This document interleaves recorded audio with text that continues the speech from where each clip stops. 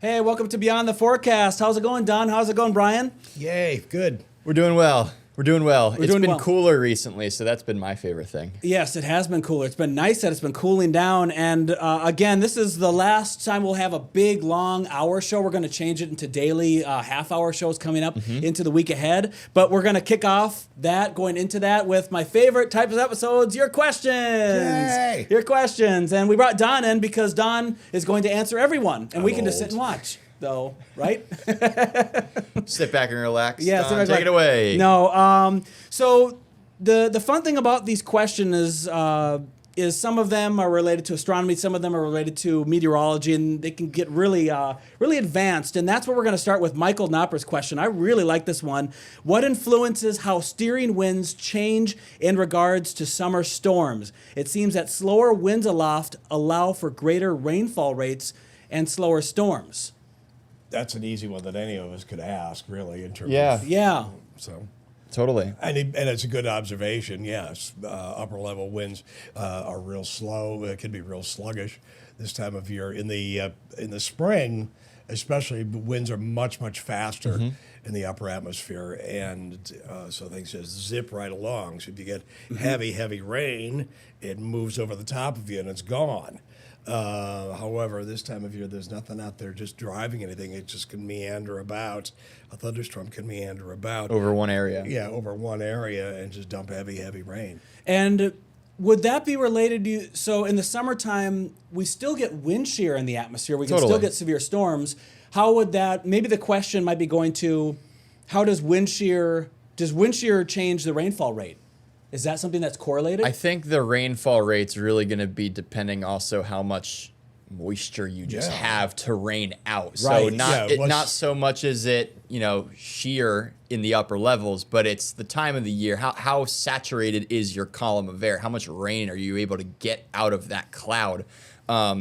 Precipitable water. But it's exactly. Right. But it's also something interesting because the steering winds can, like Don said, dictate how fast a storm moves through an area. If there's not much shear aloft, your storm's just going to be sitting over one area for a long period of time, dropping heavy rainfall, and you may look outside to maybe some more localized flooding, and you may think, oh, must be heavier rainfall rates in that case because there's not as much shear aloft. But actually, it's more so with how much water you just have up in the clouds. So steering winds, correct me if I'm wrong, because I'm just going to throw this out there. 700 millibars to maybe, 300 millibars for steering a storm? Or do you think it's lower than that, just 700 to 500 millibars? I tend to think it's 500. I just kind of plug Yeah. myself Right around in 500. A lot of the time, you obviously want to look up high into the jet stream for the overall flow. Yeah, but what is 500 millibars? Like 30,000? About 27? probably No, it's a little bit roughly. lower than that, actually. That'd be closer to around 300 millibars in Yeah. the summertime. Yeah. So I would say 500 millibars, I'd be, 20,000 feet, somewhere around Yeah, there. Mid-level of the storm. yeah. Mid-level of the storm here. I have this graphic here. So this is more focused on shear, but before I let the text animate, so the middle, let's see, can I draw on this? I'll add a pause, and then will it let me draw? Because we can talk about how you Yes. can kind of tell if there's shear You would based on the cloud and how it looks. Would you say 500 millibars is right around here?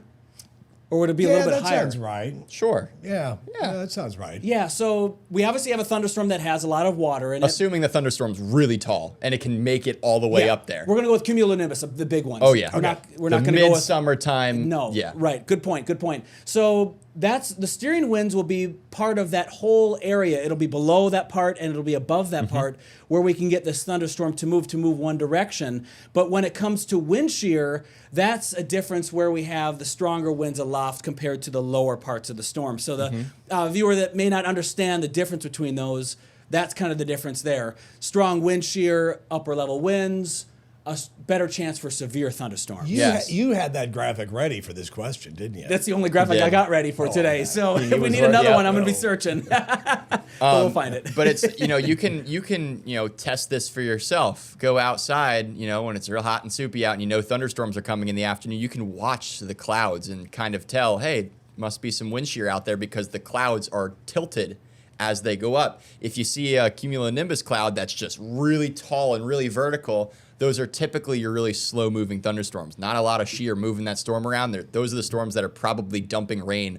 over one area for a prolonged period of time. Also, thunderstorms, for storms to last, a great distance, to travel a great distance, you need that shear, because what is a thunderstorm? Essentially, it's updrafts and downdrafts. If you have your updraft and your downdraft in the same area, you're going to cut off that lift to the storm. Right. The storm's not going to be as healthy.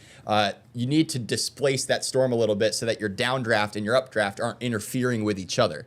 You Right. do that through vertical shear. Yeah, the thing about it is, too, when you get these storms that are sitting in one area, what it means is they're self-destructive. They will, with the lack of, it cools itself, Yes. downdrafts, there's less warm air, air rising. buoyant air to lift into the thunderstorm cloud.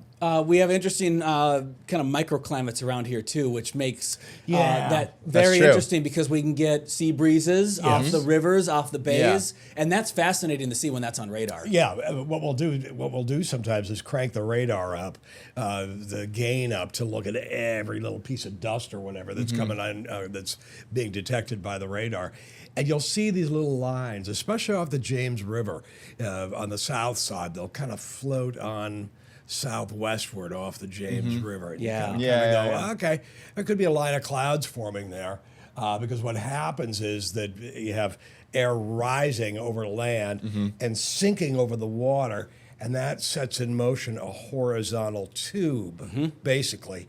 And that horizontal tube will oftentimes move inland just a little bit, and that's what a sea breeze is. So, One of my favorite phenomena in this area is actually on the eastern shore, because they'll get a convergence zone over the eastern shore where the clouds will form right in the middle, but on either side it'll be totally clear. yeah, and a convergence zone means that air is coming together like this for the eastern shore. Right. Sometimes it comes together like this. Sure. But it's coming together, and it can't. The air is mass.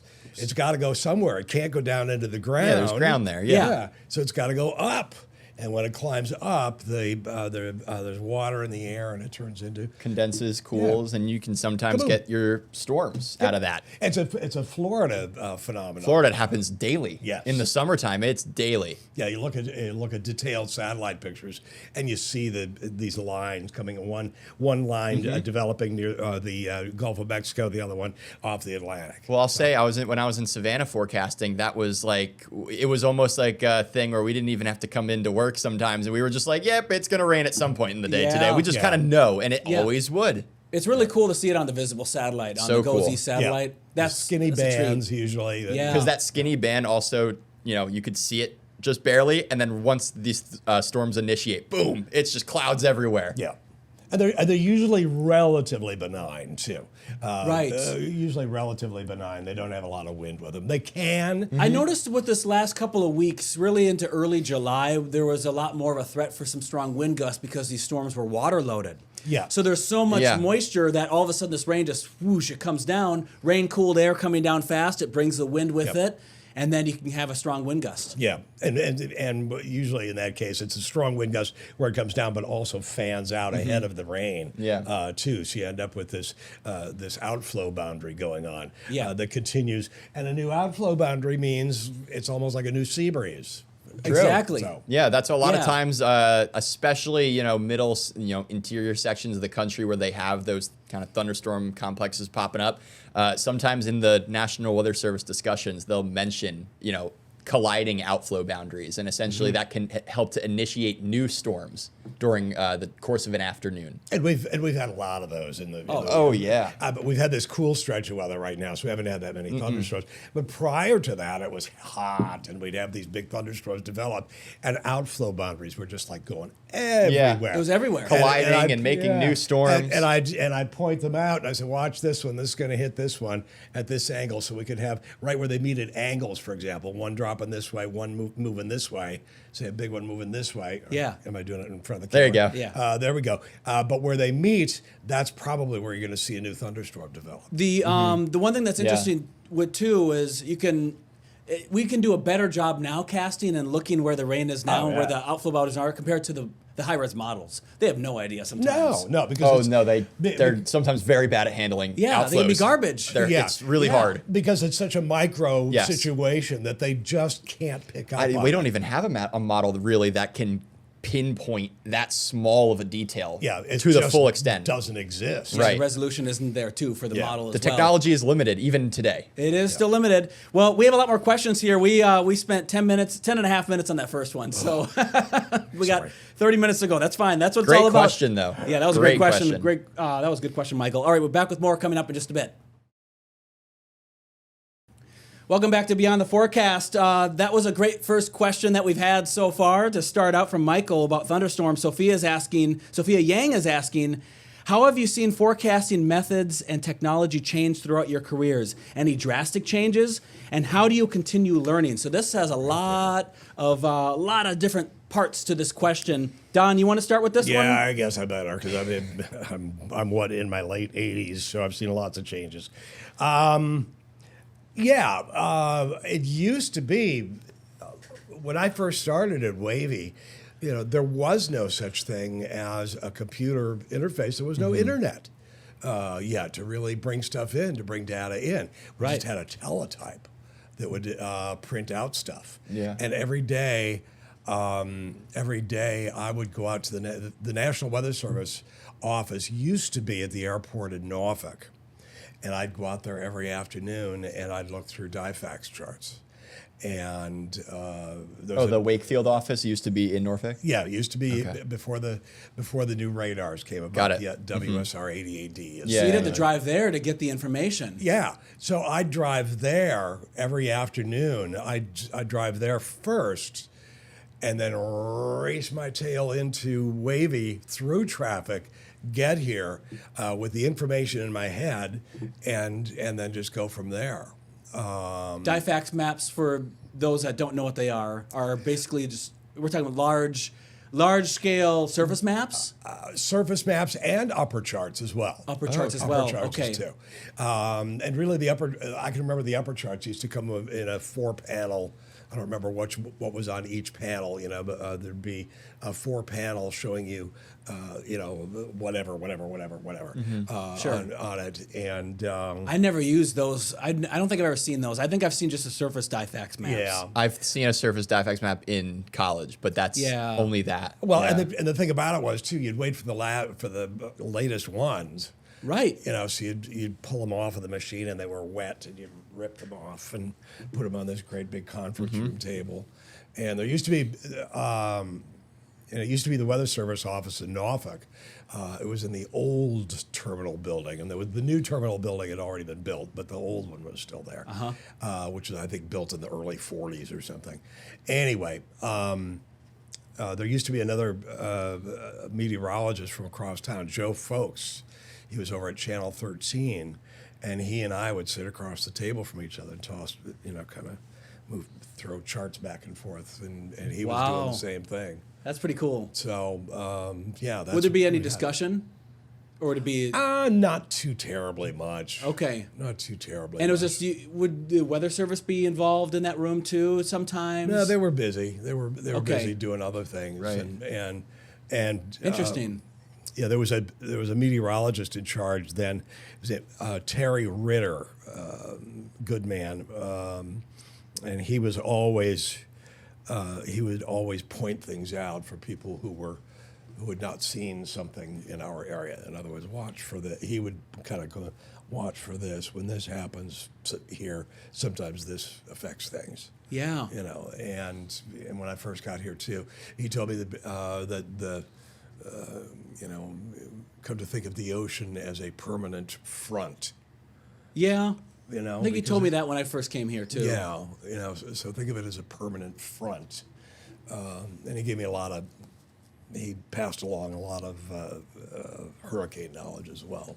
Since I'd moved here from the Midwest and was big, of course, on tornadoes and thunderstorms there, he passed along a lot of tropical information. But the thing about it is too, that was then, and then we started getting computers. We got a computer at Wavy first, but it would ingest only just a little bits of data, not very, very much. Temperature, winds, barometric pressure, etc., that kind of stuff, and just basic surface data. Yeah. And eventually we got the internet, so, and then forecast models with that. Forecast models began to improve. I was talking a few weeks back about how there was a model called the NGM. Yes. The nested grid model. Or the no good model, depends on who you ask. Yeah, But, well, it certainly was. But it was good when you had it. Yeah, it was. It was. I mean, it was the best when we had it. Yeah. And what it was grids. It was laid the entire country out and into the ocean, whatever, as a grid, and At each point, certain variables. Yeah, it would happen. To get your with all this data flowing in, and remember, how many years ago it was. There wasn't nearly as much data. Right. There was some satellite data, but they really didn't have a digital interface to enter that satellite data. To make it meaningful. In data quite yet. It was more of a human override factor. Oh, those are such and such clouds. Yep. So you had that, but it was a different time. And and there's somebody asked there. Jim Driscoll asked, despite the incredible advancement in 5-day weather forecasting accuracy over the past 50 years, and why do so many people still diss weather forecasters? We occasionally get it wrong. Of course. Yeah. It's hard to do. Yeah, you're predicting the future, and my goodness, is there any other field that predicts the future as accurately as we do? But I look back, and in 1980, the 5-day forecast, 5 days out, is as accurate as the 1-day forecast was in 1980. That's how far we've come. That's incredible. That is. Wow. So we are able to predict, a 5-day forecast, 5 days out, and it used to be really the only first 48 hours is all you could really trust. That's the way it used to be. I can remember that for years. Just the first couple of days, you'd trust the data on that, and then anything further out in time than that, you considered it trends. It's going to cool off. It's going to warm Average up. high kind of stuff too goes into factor that. So, How about when when you first came here, we had a radar in Hatteras. yes. And then the radar, where was the other radar located at that point? So we have one in Hatteras. Where's the next one located? It was up at Patuxent River Naval Air Station. Okay. And we hardly use that one because stuff doesn't move at us. It was almost due north of here. Right. So weather doesn't move in from the north that much. Because the Wakefield radar wasn't there. Because they didn't have an office there. Yeah, Wakefield radar wasn't there. The Raleigh-Durham radar wasn't really there either, or at least we didn't have access to it. Was there one in Richmond? I don't know. Not that we had access to. So there's just the radar coverage was a lot more sparse than it is now. Oh, yeah. And Okay. I'm trying to map it out in my head. And it didn't make sense as far as covering major metropolitan areas, too, Right. like the Hampton Roads area. So we were kind of on the little bit outer edge of Patuxent River Naval Air Station and the outer edge of Cape Hatteras. Yeah, definitely. And there was a National Weather Service office down there, and on the Outer Banks, it's great. But these guys from the National Weather Service down there, they were right on Cape Hatteras, right there. There was a road, and it was just like right at Cape Hatteras. It was stationed there for a good reason, to pick up hurricanes. Yeah. Yes. Tropical That's why weather. it's there. Because Hatteras That's why it sticks was so there. far out compared to the rest of the coast. But why, bless your hearts along the Outer Banks. It's great. It's a great place to live. But in the winter, it's really pretty dull. Okay. Yeah. And I mean, there aren't tourists there. It isn't as busy. And it was for the Weather Service people, they hated it. And they were so thrilled to see me when I came down and did some reports on them. They were like, "Oh my goodness, An outsider, Visitors. yeah. somebody Visitors. came to see us." They lived for the beach days, I guess, right? Yeah, but that radar where it was, that was a big help. Certainly in terms of The tropics, I'm yeah, sure. the tropics. Yeah. And I can remember what we had at the time. It was just a phone hookup. It was a phone Yeah. modem hookup. It was before there were computers, but phone modems did exist to be able to Right. transfer data. Direct connection to a Yeah. And so we'd get that, and it had a fake sweep that went around because everybody wanted to see a sweep, but it was digitally coming in even then, even though it was an analog, it was an analog machine, the radar down there, I guess. Yeah, the technology for me changing hasn't been as much as yours. Mine's just a little slice towards the end. Yeah. Because when I was in college, the NGM model was still, you could still use it, but it wasn't being updated anymore. Yeah. GFS was around. We started having higher resolution models being Yeah. developed, but we didn't have like Was the RUC in existence yes, then? we had the RUC. Okay. That was the only one. What is a rapid update cycle? Rapid update cycle. Yeah. So the RUC was the only one, and that's how I used to, because I started my career in Duluth, Minnesota, and I use that heavily for fog and cloud forecasting. Lake Superior doesn't get much above 60 degrees Fahrenheit. So that created foggy days and just trying to figure out where that fog was going. So that was early in my career, that was kind of a guidance for me. And then eventually we got models like the HRR. We got upgrades to our own weather system. Our weather system has its own model now called the Graph. Graph. I don't even know what it stands for. I don't either. I was don't going to ask either. you. Yeah, I don't know what it stands for. It was. I know her is the high resolution rapid refresh. Yeah, and I just called it the HRR. Yeah. And then the NAM, the North American model, we have a whole bunch of different Yeah. models now. You think your time seeing changes is short. Mine's even shorter. Yeah. Mine's Couple really years. short. I mean, the biggest thing that we've seen change is the introduction to the AI models now in the past, year and a Yeah. half, 2 Yeah. years.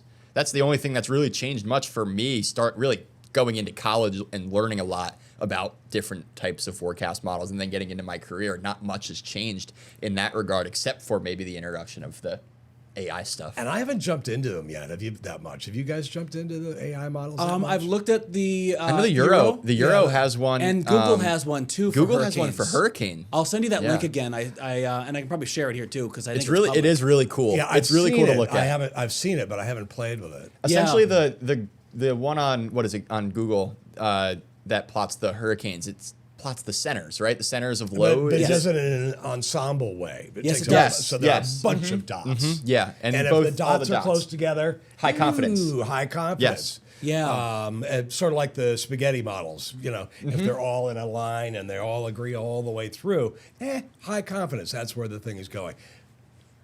I call the spaghetti models the spaghetti straps, Oh, just to be silly. yeah. You didn't even know that. Don's you a silly did. guy. No, we haven't gone through a hurricane season yet because Brian just got here. I just got here, and it's been a slow-ish start, kind of. Yeah, somewhat. Kind of, sort of. kind of. Just not a lot of big storms. Well, E could be next, Aaron. Yeah, and We'll be watching. and, Yeah. Potentially and, for that historically, statistically, August it starts to ramp up. August 15th, boom. Boom. Yeah. Yeah. It can just light up like fireworks. Yeah, from the- just boom. The day that we're recording this, that's 9 days from now. So, yeah, that's coming soon. The last part of the question, then we'll do a quick break. How do you continue learning? So for me, it's multiple ways.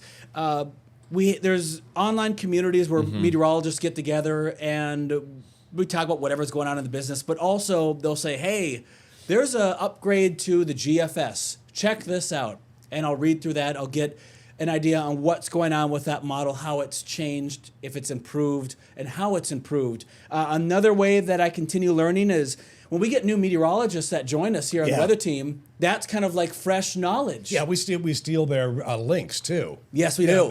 Because NVM. different people will have different links. Ooh, that's a good link. I like that one. Yeah. Our good old friend, the NBM, Yeah. Yes. National Blended Models. Yeah. Yep. It's been a helpful tool. Yeah, NBM Viewer. Yeah, that's one of the last things I look at before. Oh, really? Before I put a 7-day forecast together. Yeah, I'll look at it that. really Yeah. is a helpful tool. Also, AMS conference. I went to it in college. I attended it. Learned Yep. a lot from that. Yeah. Just like a lot of it, though, now with the internet, you can learn a lot through those forums and those online discussions. For at least for us meteorologists, there's a lot of groups that we've been able to kind of see what everybody else is kind of up to and what everybody else is looking at. A lot of it too is I forget over time. So I'll forget Yeah. some things that I don't use. Like every year we have hurricane season, and this is kind of more simple, but I have to remember how to edit the graphic every year. Yes. Yeah. I mean, there's things that I are had, like to, I had to do that. I think it was Sunday night.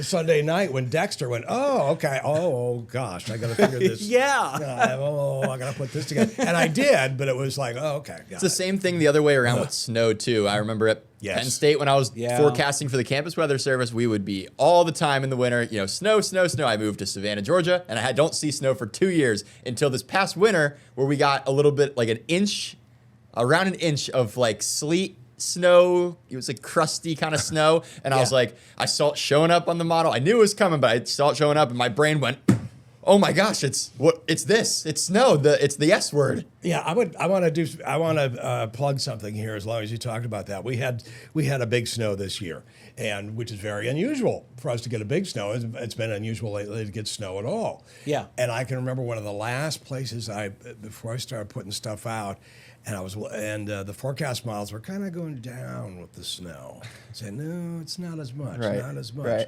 But I looked at the National Weather Service, and the folks out there were still going, nope, it's still going to be big snow. And they were still going higher than the models were. Yep. And I went, okay, I'm going to stick with these guys. I remember that point. Yeah. I remember we were like, I think we might need to lower these totals. Yeah, because they were just so outlandish. Yeah, 13 inches, 15 inches. yeah, What? For Hampton Roads? No way. Yeah. Yeah. And the models were doing that, and I'm going, okay, well, and you had mentioned discussions, and that's where I'm looking at the National Weather Service office locally, Wakefield. They'll put out a discussion, so you'll see what their thinking is, and their thinking might have something different. Oh gosh, I didn't think of that one. Yeah. That's why this is happening. Oh gosh, So it's nice. It's like having another couple of meteorologists sometimes. Yeah. When there's a tricky situation to look at. And those guys who don't have to worry about, the upcoming newscast, they are just drilling into the data constantly. Yes. Looking at each new run in detail. Yeah, and I note that 450 employees of the National Weather Service are being hired back. I don't know if you saw that. I saw that. Yeah, I saw that That's earlier today. huge. That's great And news. pardon me for giving kudos to the National Weather Service, but they deserve it. Well, Oh, yeah. 100%. Yeah. As we roll the break here, I'm just going to pull up the National Weather Wakefield website. If you want to find those discussions, you have to click on the local area. So when you see the map, just click towards Hampton Roads, scroll down, and all the links here, including the forecast discussion, will be down here. They're really So- helpful tools. Yeah, they you can- really Yeah. are. Yeah, so if And you it's- really want to geek out, this is the thing to learn. And it can be complicated. I mean, here's the text. You can't read it, but it can be complicated, but there's hyperlinks on these words so you can find out what they mean. What You they can- mean, You can of continue to course. learn more. So it's a great resource if you really want to geek out and read the latest things that they're thinking. Yeah, I Also- don't use it every day, but on those days, when I'm going High impact stuff. high impact days, I Yeah. want to have a last look at that. Yeah. And real quick on that site, there's also marine forecast stuff, which if you're going out in the water constantly, Use those. you need to use those, Yes. especially around here. We're surrounded by water. Yeah, for the boaters too. Yeah, Yes. and we don't have time to do them so much, and plus I cannot be responsible for somebody not taking advice. I just don't feel that I can be responsible by giving a boating forecast and them not heeding it. Totally. So- Right, or not being up to date with something that may have changed for the boating forecast. Yeah. Because that's It a total changes different all the world. And time. if you're in the Yeah. middle of the bay on a boat, that's a Yeah. whole different world. You got Then overland, Yeah, for sure. Coast Guard radio, let everybody know where you are, what your destination is, everything like that, and Yeah. and make sure you look at everything before you go. Yeah, so follow their stuff for the marine stuff. It's great. Yep. All right, we're going to come back with more. Stay tuned.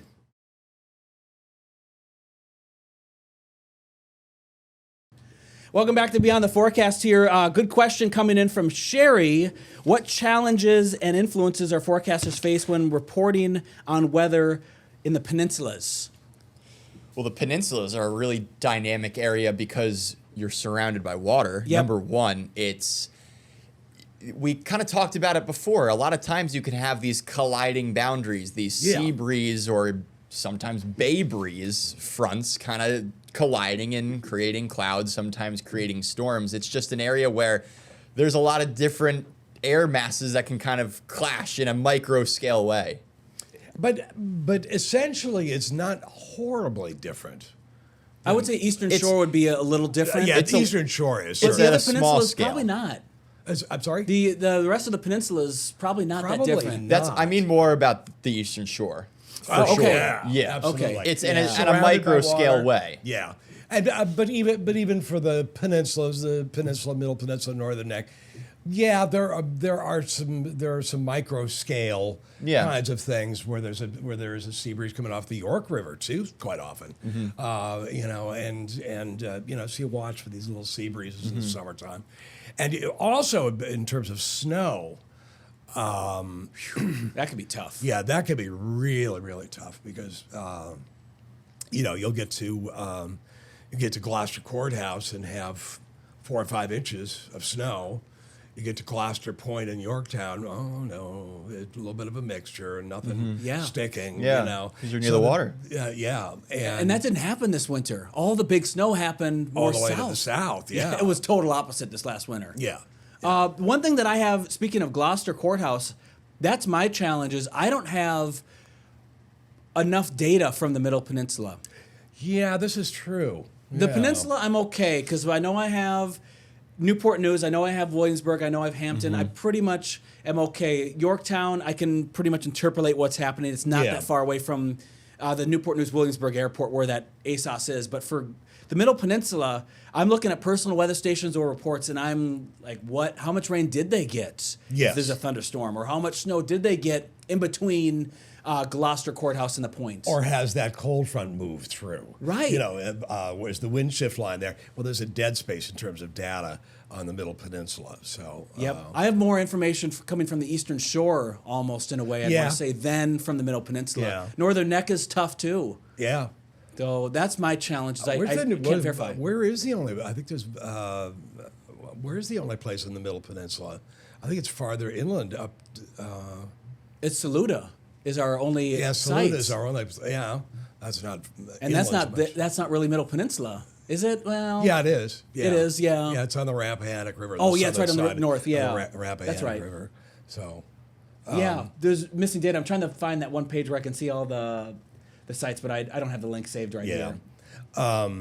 Yeah, so yeah, there can be you know, to know has everything changed over to snow, solid snow in Gloucester Courthouse yet?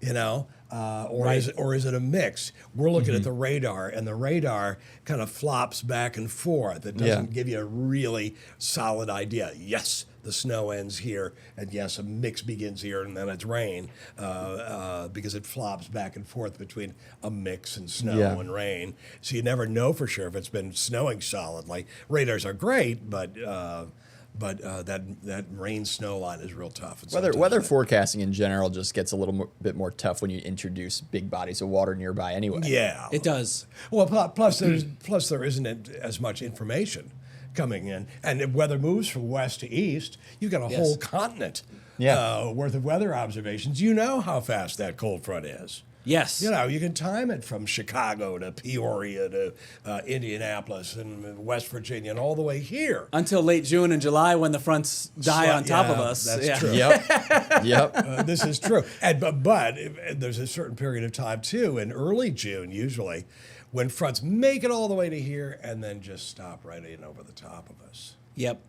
You know, and And then you have that daily storm chance when they hang around Yes. enough for enough time. And there's going to be a 15-degree temperature difference between the south gosh, side yeah. and northeast North Carolina and the peninsula and the peninsulas. Oh, You know, sometimes the Eastern Shore. I Oh, think yeah. you could have temperatures that hang out in the 70s all day. Meanwhile, you just go right over the Chesapeake bay, and it's in the 90s sometimes. Yes. Yeah. It's a crazy difference. It can be unbelievable. Yeah. Water temperatures, air temperatures, that kind of leads into the next question from Charles. In the last few summers, he comments as they felt or seem hotter than the summers past, which some of them have, some of them have not. Yeah, we I look at the looked. records. I And then looked. bay water temperatures are warmer than normal, which I know this year they have been. Yes. They've They been- have they've been the been warm. past few years. So global warming or a weather trend? Well, a weather trend and In the short term would weather be more trends. trends. Yeah, but it's been long enough enough of a trend, so I think we could say climate change. Climate change on that. On that one. Yep. Because it didn't. It used to be that water temperature didn't get, and it used to be the South Island of the Bay Bridge Tunnel. Used to be the the premier station to record the water temperature. Oh, that was a spot. Okay. Yeah, and it never got above 80. It would get up above 80 for maybe a couple of weeks or something, and that would be it. And it would never get to 81, and sometimes it wouldn't make it to 80. But every year now, we're seeing it 82, 83 degrees. Something really interesting too for like the past few summers, the overnight lows too. Yes. Have been really Very warm. really warm. Yeah, And even growing up in New Jersey, I even remember there were some nights where you'd have a nice coolness to the air at night. You'd be looking forward after a really hot day. Sometimes now you can get stuck in these patterns that it's almost like it seems like they're lasting for so much longer now, where the overnight low just hangs out around 80 degrees. yeah. And it's like, Well, what in the world is going on here? And that does fall in line. And I did some graphics on it, and I did a whole big thing. Maybe we'll do it again Yeah. here sometime. And that was a question that I had. We haven't seen a record low temperature now for 2 years at the time. It's maybe been 3 now. Yeah. And so I went back and looked through and just went through all these charts looking for record lows. And there weren't any. And there just weren't that many. Yeah. And so I said, okay, well, I put together what's going on with it, and when there have been more record lows and record highs, and going through the past century or so, and put together some meaningful information, meaningful data. 2010s or 2020s, we can't yet, because we're only 5 years in, or 4.5 years in, so we can't do that quite yet. But we've got it through the 2010s. And one reason, by the way, too, that fits in terms of nighttime lows, why we don't get as cool at night, is because there's more water vapor. There's more water in the atmosphere. As you warm the air, you have more. You can hold more water. Yeah, but then that is true. Otherwise, it's true. Kind of when you turn that around, if there's more water vapor in the air, it's not going to get colder. Right. So You put a lid on essentially on how low how the much your temperature temp. Yeah, can go. exactly. How your fluctuations can go. Yeah. So we don't see a huge number of record highs, to really say, But we climate do change. see a lot of record high low temperatures, Yes. Yes. essentially. And Those So the overnight overnight lows being the warmest that we've ever seen for a particular set of days. And when Yeah. those overnight lows are warmer, that goes back to the water temperature. That warms up the water temperature that we have, because those low temperatures. I found a graphic here. This is looking at the average water temperature for the bay. This is not for the ocean. This is for the Chesapeake Bay, and it peaks on average at 80 degrees Fahrenheit. But we've It's been above 80. It's been like Yeah. what, Since mid 80s? early June. Mid 80s. Yes. It's also been, this could also be kind of going into it too. Not a whole lot of energy in the water either. It's been flat. So it's just a lot of times this water very calm. You don't have as much upwelling. Yep. This summer, I feel like we haven't had a lot of that. Not a lot of storms to, kind of mix up the water a little bit. Yep. And Yeah. so we've been able to really warm things. I mean, what was the Virginia Beach has been in the low 80s for quite some time now for the past few weeks, the water temperature. Really, and I remember since looking. June. I remember Cape looking. Henry, At, last I checked, it was in upper 70s. It was pulled it now? back- Oh, pulled pulled back bit. down a little bit, maybe But with I the wind. mean, we're between 77 and 83. Yeah, but is what and it's the sitting. Bay has been what 84. I think I remember seeing like an Yeah. 85 pop, and I was like, "Whoa, Yeah. like, that is really warm." Really warm. Yeah. And a couple of summers ago, I remember Florida they had some water Oh yeah, it temperature was readings in near the 90. Keys, 90 something Yeah. degrees, like a hot tub. Yeah, I mean it was too hot to enjoy swimming in, certainly. Oh, yeah. it was near the Keys, and it was in kind of some swampy areas, but Probably shallow water, standing. yeah, but nonetheless, it was killing off coral and sea life because it was just too hot. Too hot. One interesting observation, if you haven't noticed on this graph, and it's just like our air temperatures, and this goes into the question from Joe. Joe is saying, do we start getting these occasional cooler days because the Earth is beginning its tilt away from the sun in our hemisphere? So we look at the graph here, this chart, the first day of summer in late June, 21st, 20th, Yep. depends on when that solstice is going to be on, for what year it is.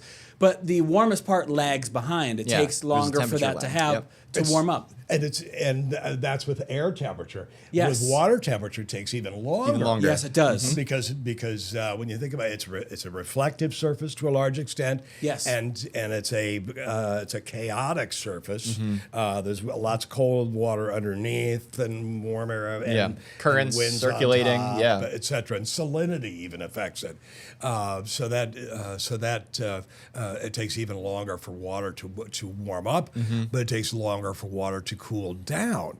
Yeah. So really the peak of the hurricane season is August 15th and really peaks on September 10th. 10. Now, Right. that's well past The peak. That's the almost peak fall. heat. Yeah. That's almost fall. Yeah. And it's because of that, the fact that it takes water that much longer to Yeah. cool down after being warmed up. I mean, well, you got the peak sun angle, and then you have the peak temperature, air Yeah. temperature peaking, and then finally followed by that is the water temperature. Yeah.